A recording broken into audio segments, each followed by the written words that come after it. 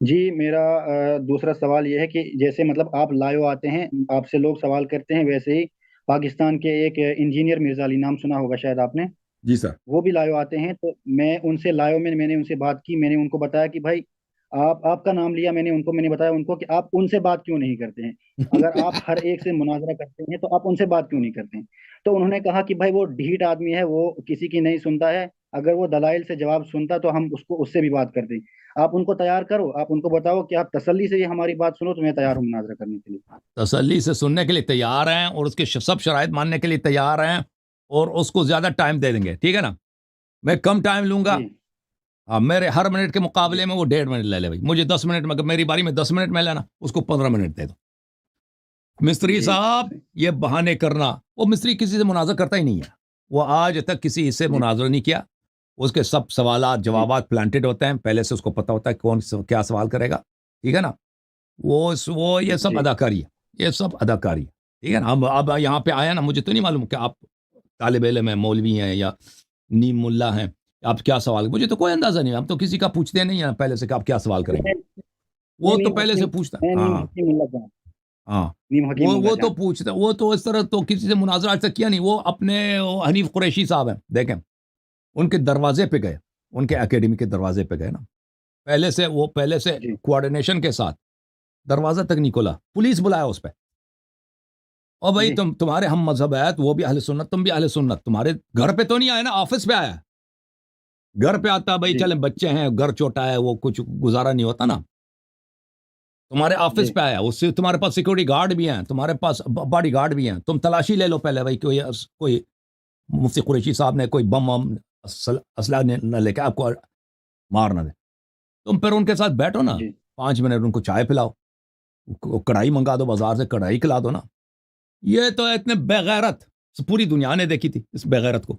اس نے الٹا پولیس کو جی بلایا مہمان پہ. ایک عالم دین، اس پہ اس نے پولیس کو بلایا.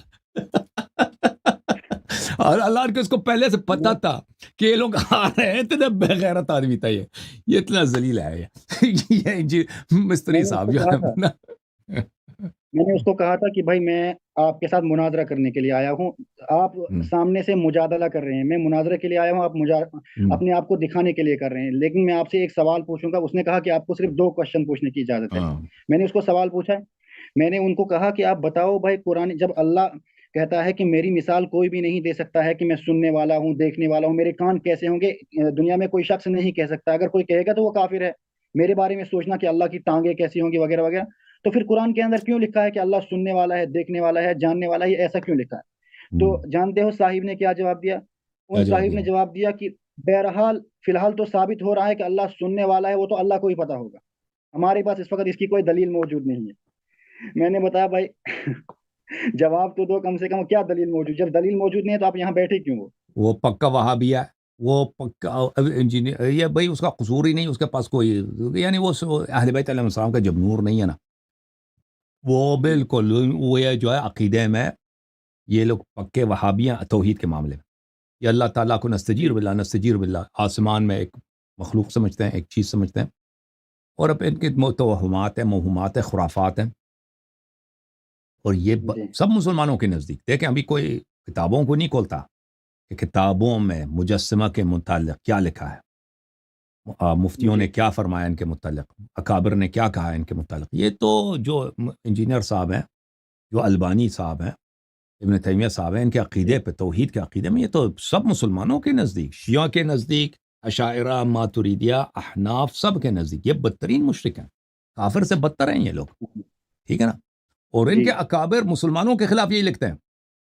یہ صرف شیعوں کی بات نہیں ہے، یعنی یہ جس فرقے سے اپنی توحید لیتے ہیں نا مستری صاحب، ان کے اکابر وہ الٹا مسلمانوں سے کہتے ہیں کہ یہ مشرکین سے بدتر، کفار سے بدتر مشرک ہیں. یعنی اشاعرہ، ماتریدیہ، جی حنفی، مالکی، شافعی اور شیعہ جو ہیں، توحید کے معاملے میں یہ کیونکہ اللہ کو نہیں مانتے کہ اللہ آسمان میں، اس کے ہاتھ ہے، ناخن ہے، آنکھیں ہیں، یہ نہیں مانتے. یہ جو ہے کیا ہے، یہ مشرکین قریش سے بدتر ہیں، ہندوؤں سے بدتر ہیں. ان کے کتابیں بڑی پڑی ہیں اس مسئلے پر، دونوں فریقوں کے ہاں. تو یہ جو ہے ان کا توحید بہت مختلف ہے بقیہ مسلمانوں سے. جی سر. آپ کو ان سے بات کرواؤں گا تو کس سے؟ انجینئر سے میں اب بات کروں گا، میں بتاؤں گا کہ بسم میں نے اللہ، آپ آپ کی منتظر بات ہیں، کو ہم بتایا۔ ویلکم کرتے ہیں، آپ کو شکریہ ادا کریں گے اگر آپ بات کرا دیں، بالکل آپ کی مہربانی ہوگی، لیکن وہ بات نہیں کرے گا مجھ سے کیونکہ وہ ڈرتا نہیں وہ کرے، وہ وہ جب لائیو آتا ہے تو اس پر وہ اس کو اگر لاکھوں لوگ دیکھتے ہیں تو میں اس کو وہاں بتاؤں گا کہ آپ نے کہا تھا کہ اس کو تیار کرو، میں نے میری ان سے بھی بات ہوئی، وہ تیار ہیں، اب بتاؤ آپ کا کیا موقف ہے، وہ بس شاد ہو جائیں گے۔ اس کے سب شرائط ہمیں منظور ہیں، جی اور اللہ آپ کا بھلا کرے، وہ مجھ سے زیادہ ٹائم لے لینا، میں اس کے ٹائم میں بیچ بھی نہیں بولوں گا، وہ ماڈریٹر بھی اپنا لا دینا، ماڈریٹر بھی اپنا لا دے، جی وہ آئے گا نہیں، وہ ایسے ہی، جی یہ لوگ ایسے ہی اداکار ہیں، یہ جو حضرات ہیں بہت اداکار ہوتے ہیں۔ تھینک یو سر، اللہ آپ کو جزائے خیر دے، میں آپ کا منتظر ہوں، آپ ان سے بات کر کے السلام ہمیں علیکم، خبر دیں۔ اوکے، علیکم السلام۔ السلام علیکم۔ جھوم جاؤ شیو، جھوم جاؤ، پرواز کرو، کیوں فخر سے سر اٹھا، کیونکہ اللہ تعالیٰ نے تمہیں انتخاب کیا، صراط حق پر صرف تم ہی، صراط ایمان پر صرف شیعہ، کیونکہ اللہ تعالیٰ نے تمہیں انتخاب کیا، صراط حق پر صرف تم ہی، صراط ایمان پر صرف